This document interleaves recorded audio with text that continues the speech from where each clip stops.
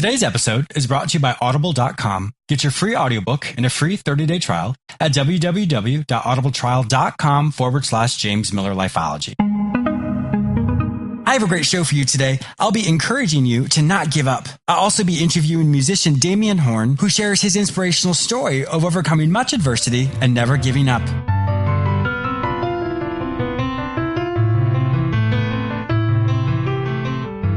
You all know me as a psychotherapist, but many of you do not know me as a composer. My latest album, Restoration, was just released.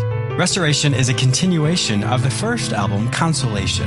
I like to think of these albums like books. Each original composition is written like a chapter in a book. And like in any story, the character goes from a sense of grief and loss, and at the end of Consolation finds hope for his future. In Restoration, he has an awakening. And in that awakening, he recognizes all the things in his life which are not healthy. And it helps him come to a place of restoration, becoming greater than he was before. You may purchase this album on iTunes or any other digital music store. The name of the album is Restoration, and my stage name is James S. Miller. The name of the piece you're currently hearing is entitled Determination.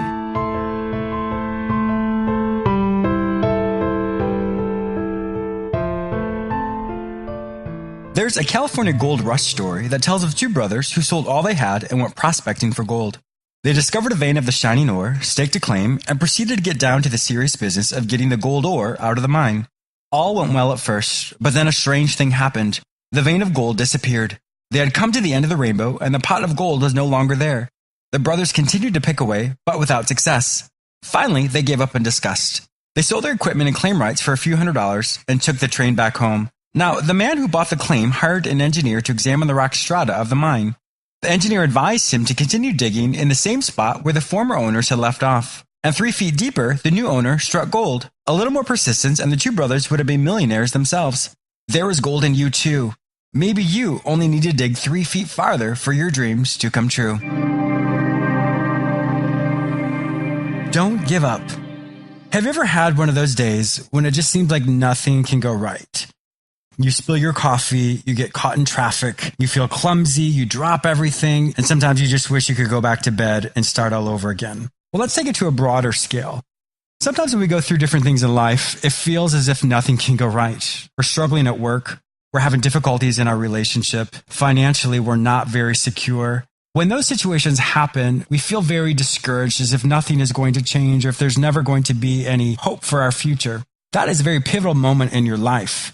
When you start to become discouraged and you focus specifically on everything that's going wrong, well, that's all you're going to see. We have an opportune time to reframe the situation. When it feels as if everything is going wrong, and maybe it is going wrong, when we reframe it, we need to ask ourselves, what am I learning about myself right now? What part of my character is stretching and growing? Because when we can think of life or our circumstances as a test or even an opportunity to grow, it helps us become proactive and focus on the areas in which we're struggling. When we often think of our life, we like to really focus on the positive things when we feel like we're on the mountaintop, when we're on this high. But in order to get to the next mountaintop, you have to walk through some valleys.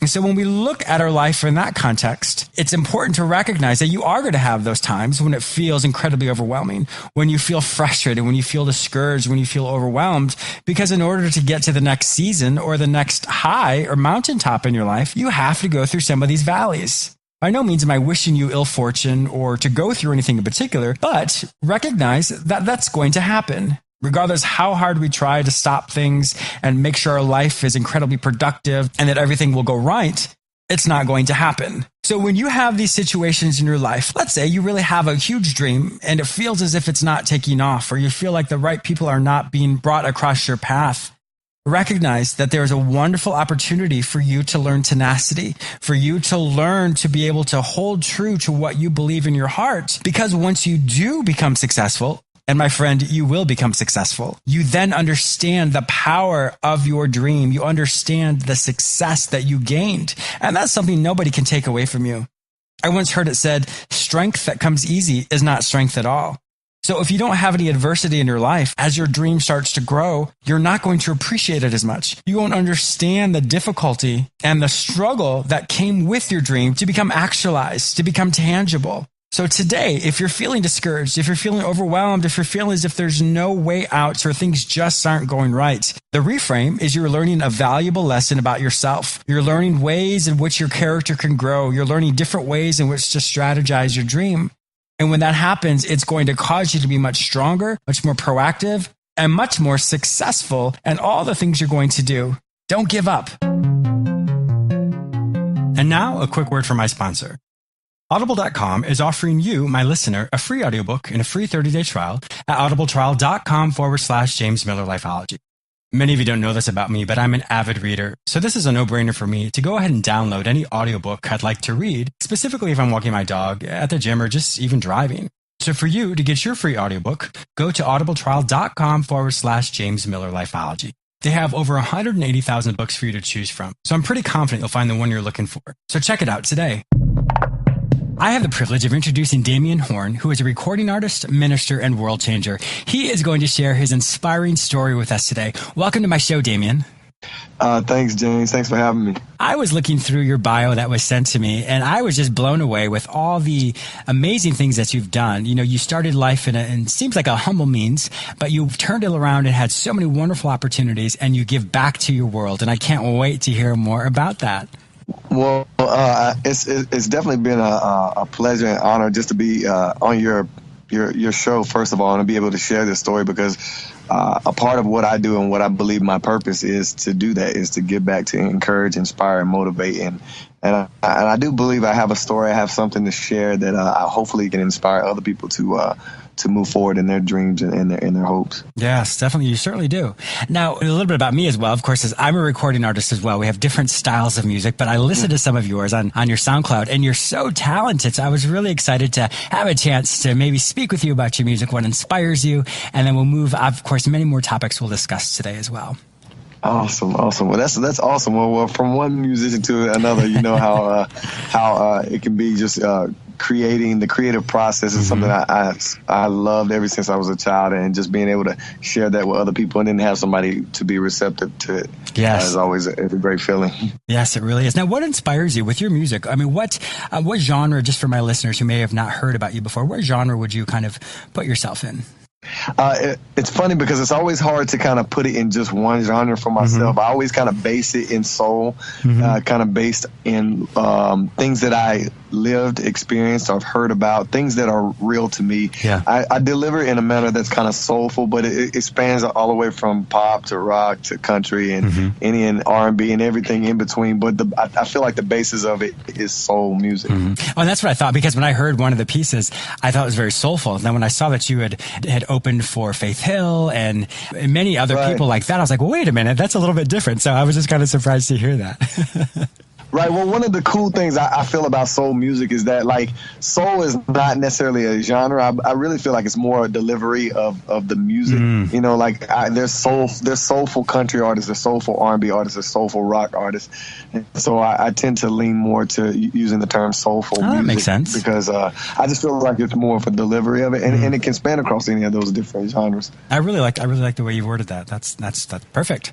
Wonderful. Well, let's talk about that. So with you've, like I said, I've named one person, and I'm going to name drop for you. I know you wouldn't do that, but you've had that wonderful opportunity to open for many big name people. Now, when you maybe are on stage, or maybe afterwards, when you're on the stage like that, and afterwards you kind of reflect on maybe how you started in life, or some of the pitfalls and some of the struggles you had, what goes through your mind as you recall where you were versus where you are today?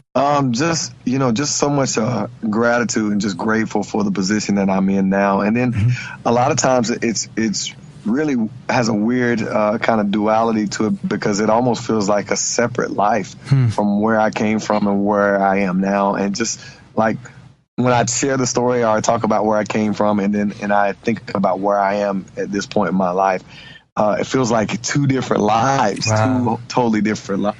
And so it's always kind of a weird reflection, but ultimately the feeling is gratitude. Just really grateful to be able to be here and do what I love to do for a living. That's wonderful.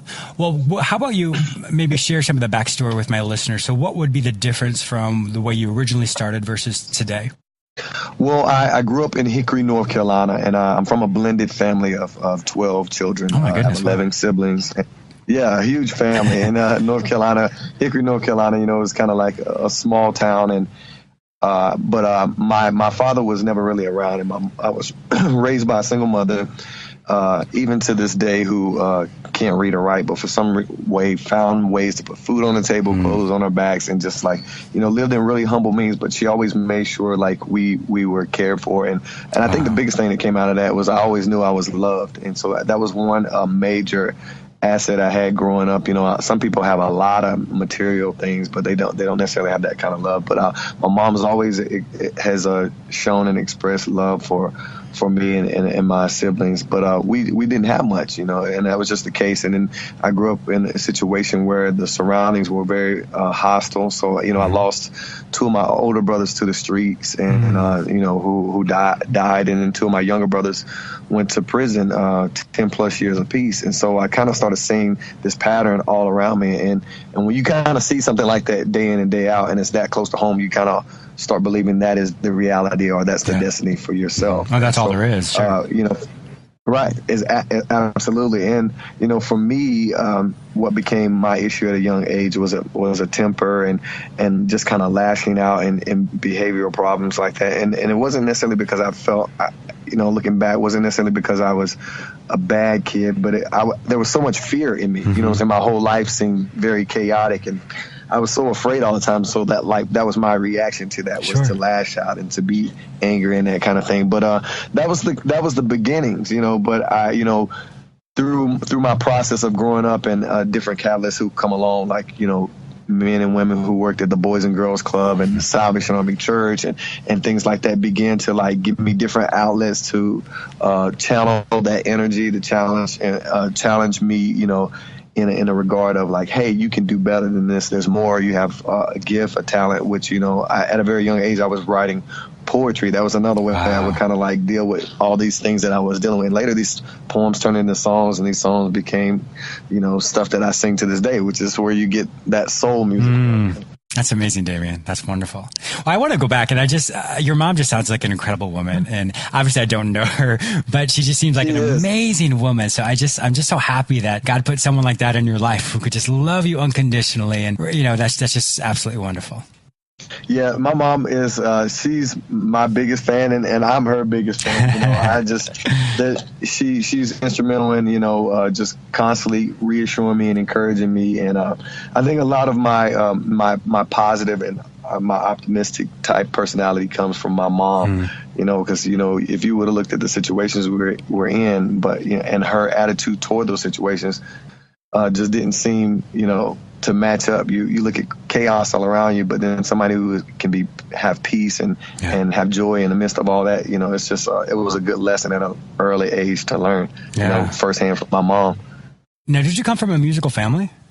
Yeah, we all, we grew up, my mom had us in church every time the doors was open. So we grew up in church, singing and playing instruments and that kind of thing. I was just kind of the one who it really, I believe, just stuck with. It resonated with me the strongest. And I just knew that's what I was supposed to do. And it's been a part of me ever since then. Wow. That's amazing.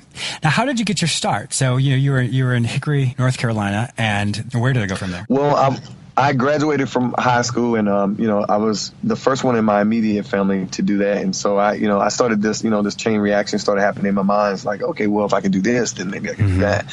And being from Hickory, North Carolina, and not knowing much outside of that area, I knew I had to go somewhere where, there'd be opportunities for me to pursue music and the entertainment field. And so, all I knew is from what I saw on TV, which was Hollywood, California. Yeah. So I worked that summer, saved up some money, and got a one-way bus, Greyhound bus ticket to Hollywood, California. And I went out there, and so I had kind of like this ignorant bliss of youthful, take on the world kind of energy going through me.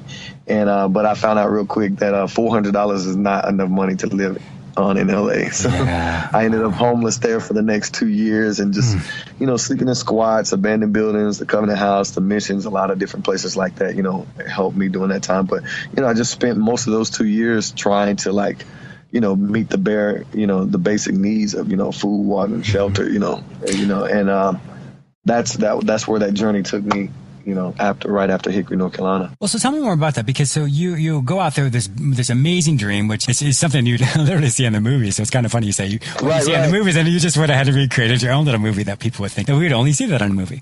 But so you're out there and you're homeless, and why did you not give up? I mean, on the street, living in squats for 2 years. I mean, how did you not give up?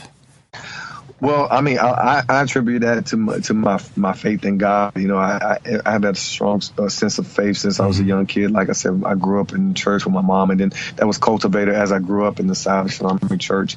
But, scriptures like, Jeremiah 29:11, for I know the plans I have for you, thus said the Lord, plans to prosper you, give you hope in the future and not to harm you. Proverbs 3:5-6 is trust in the Lord with all your heart and lean not to your own understanding. In all your ways acknowledge Him, He'll direct your path. Words like that kind of always ring true in me, and even when things look bleak, my mom is a big believer, and she would always say the scripture is like joy comes in the morning. No matter what it looks like now, joy comes in the morning. So it always just gave me enough hope to kind of like, okay, well, let me give it one more day, let me give it one more day, let me give it, and it's one of those things I've seen in my life. I saw it at an early age, and I saw it during my time in LA, and I would see it again once I got to Nashville, is that at any moment, at any second, any event can really turn your life in a whole nother direction. You know what I'm saying? It's just a matter about being persistent and hanging on for that moment. Yeah. Exactly. Just like you said, you never know. That tenacity, just holding on just a second longer could be that break that you need. And I think that's where some people, they give up so quickly. And by no means am I minimizing their struggle, but we don't know what's literally around the corner. And so when you give up, it's like, oh, well, I tried it and I failed. But that's where the diversity comes. You think of a butterfly. A butterfly, in order for it to fly, once it comes out of its cocoon, it has to struggle and fight its way out. And that's when it can fly. That's the ability that is given to it once it breaks through that cocoon after that struggle. And I think, it's a great analogy for all of us in life, that struggle is not as there to harm us. It's there to help us and helps us move to that next level of growth in our life. It's true that I love that butterfly analogy, because it's just like I always, I've always said, I've never run into a person who I consider to be a great person who did not go through struggle. It's just like struggle breeds that beauty. So it's just like, like with that butterfly analogy, it's like all that struggle breeded that beauty of the butterfly. So it's just like, I feel like it's like that across the board a lot of times in life. Yeah. Well, you think of a skyscraper, the higher the skyscraper is going to be, the deeper the foundation has to be. And so that's why that time, that season of growth, that season where it feels like we're in this deep valley is really there to cause us that we can shoot to the heights of whatever the world has, whatever God has for us, and which is absolutely wonderful. So, for all my listeners listening out there as well, just be encouraged that season of darkness, or that season of loneliness is there not to harm you, but to promote you. Right. Yeah. Absolutely. So now, how did you get to Nashville from Hollywood? Well, after a couple years of being in LA, I literally just saved up enough money, packed up, and moved back to North Carolina. And I was kind of went back with my head held down a little bit, just thinking like, man, I didn't really accomplish what I wanted to do. And, I tried to do what, I was like, well, maybe I'll go to like community college and try to do like what people would tell me was the normal thing to do. And then I did that for about a semester, and I was like miserable. I was like, this is not what I'm supposed to be doing. So I literally packed up again. This time I at least had a car. Okay. And I made my way to Nashville, Tennessee, and went after it again, went after that pursuit again. But Nashville was, a different experience for me. Once I got there, if you ever been in Nashville, you see people playing on the side of 2nd Avenue and Broadway. I remember getting into town and seeing that, and I'm like, all right, that's my first gig. So I would sit out on the corner for hours and just play music, and people would throw money into my guitar case. And then one particular night, I hadn't been there long, maybe a few weeks, when a guy, just a little short guy with a black cowboy hat and a handlebar mustache kind of walks by and throws $100 into my guitar case. And so that kind of got my attention, and we started talking. He started jamming, and we talked for a little bit, and he was like, hey man, I want you to hang out with some friends of mine. We have a place that we play. You can play inside, and I think you're good enough and people want to listen to you. And I didn't know who it was at the time, but I later found out it was John Rich from the country duo Big and Rich, and I started hanging out with those guys, and then my career literally took off from that moment, and it's just one of the, like I said, any moment, any second, any event, can literally turn turn the tide. Yeah. Well, I want to go back to that thing. You said you went back home with your head held down. But, you think about it, you set out to accomplish one thing. And although it felt like you didn't necessarily accomplish that, but you accomplished so much more. You accomplished that resilience and that foundation that you needed to keep you humble, to keep you grounded, to keep you accessible to people around you, which then gives you the understanding that regardless of how big you get or how well known you are, all the amazing things that are going to continue to happen in your life, you have that grounding foundation that will keep you motivated and move you through any other adversity that may come across your path. Absolutely. So you accomplished something greater than maybe what you thought. Yeah, exactly. And I always look back on that as my kind of like my Exodus moment. I think about, scripture when, they left Egypt and during that period of being in that desert and that period of being unknown, but like God uses that a lot of times to like you said, to cultivate us, to refine us and those things. And like I wouldn't change it now. If I would have known then, I probably wouldn't have been brave enough to go through it. But now looking back, it's like, oh, I see how necessary that was. Yeah. Well, I think that's the thing. Whether people, for me, my faith is in God as well. But people can have whatever their faith is in their higher power. But it's so interesting because I think if we knew the whole story, sometimes we'd be like, wait a minute, I've got to go through this adversity, or I have to go through that. I'm not so sure if I want to do it. So that's why we get it in small little snippets, because if we did know the big picture, we'd be like, heck no, I'm not going to do that at all. Exactly. That is so funny. Yeah. Okay. So now you met this person, you're jamming with these other people, and then it sounds like things just really started to open for you even more. Yeah, it really did. From there, I joined this group at the time called the Music Mafia, and it was a collection of all these different artists who were just kind of creating the music they love to do. And it just, this is from Big and Rich to Gretchen Wilson, James Otto, Shannon Lawson, a lot of people in the country world. And, it started getting a lot of notoriety and people started getting deals signed of it. We did our first tour. We opened up for Hank Williams Jr. And so this is kind of what also introduced me to the country world. And I was writing. And so I secured my first publishing deal after 2 years of being in Nashville. Had multiple ones since then, and went on to tour, with one of my musical idols, John Legend, and then also form a country trio with some friends of mine called The Farm, and we were signed to Warner Brothers, had a couple hits on radio, so just be able to and literally branched out from that moment. Just been and even above and beyond that, being able to take now all that experience I've had and everything that I've been through and do things like this and go back. Today I'm actually speaking at Boys and Girls Club in Gastonia, just telling my story, and telling about, because I'm an alumni of the Boys and Girls Club, and I remember being in those positions and thinking, oh well, like you come from a certain place and you think, well, your destiny has to be like this because of what you see around you, but just kind of being that visual, like confirmation that, hey, you can get outside of this and you can go on and do great things. That's exactly true. Let's switch gears here. So you started a blog recently.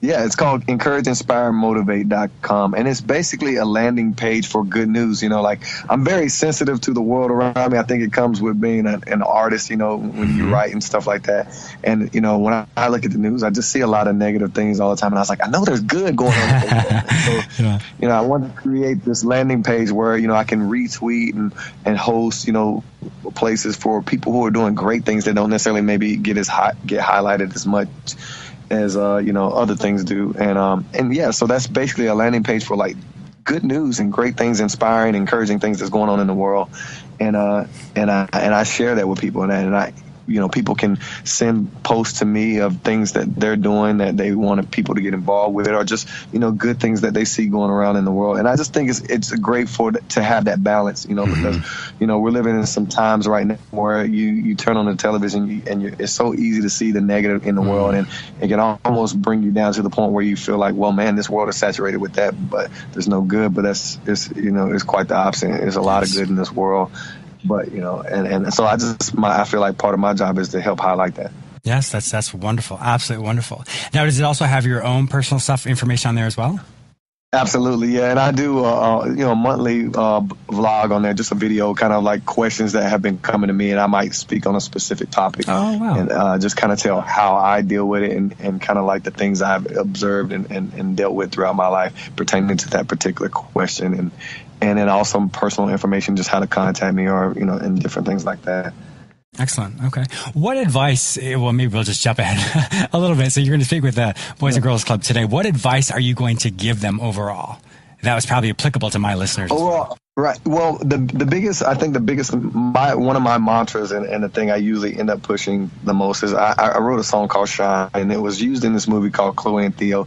And it's a movie that talks a lot about like how we treat our environment, but even more so how we treat each other. It's a kind of an illumination of who you are and what you are in your purpose. There's a quote by a lady named Marianne Williamson that Nelson Mandela used in a speech. It says, our deepest fear is not that we're inadequate, but that we're powerful. Mm-hmm. And it goes on to talk about like sometimes that power is scary to us, and we tend to hide it or we not want to show it. But my kind of mantra and the thing that I always try to push when I meet people is, first of all, find out who is the grand designer, what is the higher power that gives purpose in this life. And then beyond that, find out what your purpose is in life. And when you discover those two things, and you start living in that purpose, then you shine. And the cool thing about shining is that you liberate other people to do the same thing.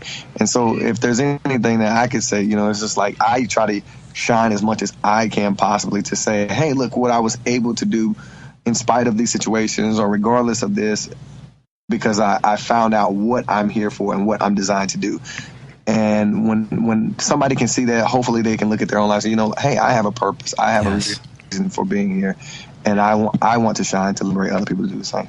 That's absolutely amazing. And it's so true as well. Yes, we all have a purpose. And I like the analogy of a light. You think about your shining. Well, that light goes into the darkness and it extinguishes the darkness. And so it's absolutely wonderful because it permeates every crevice that it touches. And that's true. That pierces that darkness that can be in people. I don't mean darkness like evil, but just that sadness, that depression. It can lift people up to a place that they never knew existed. And that's how people's world changes. We continually share that light or shine that light in their own lives. And it's just an amazing way of how we pay it forward. Absolutely. Well, Damien, it has been an absolute pleasure having you be on my show today. Once again, where will my listeners be able to find your information online? You can find my information at DamienHorne.com, at EncourageInspireMotivate.com. And every one of my socials are based under my name outside of EncourageInspireMotivate.com. Everything is under Damien Horne, Instagram, Facebook, Twitter, all of that, you name it. And Horne is spelled Horne. Yes. Perfect. Well, Damien, thank you once again for being on my show, and I look forward to getting to know you in the future. Thank you. Thank you so much, James. Thanks for the opportunity just to be able to share, and many blessings to your ministry as well, too, brother. Thank you.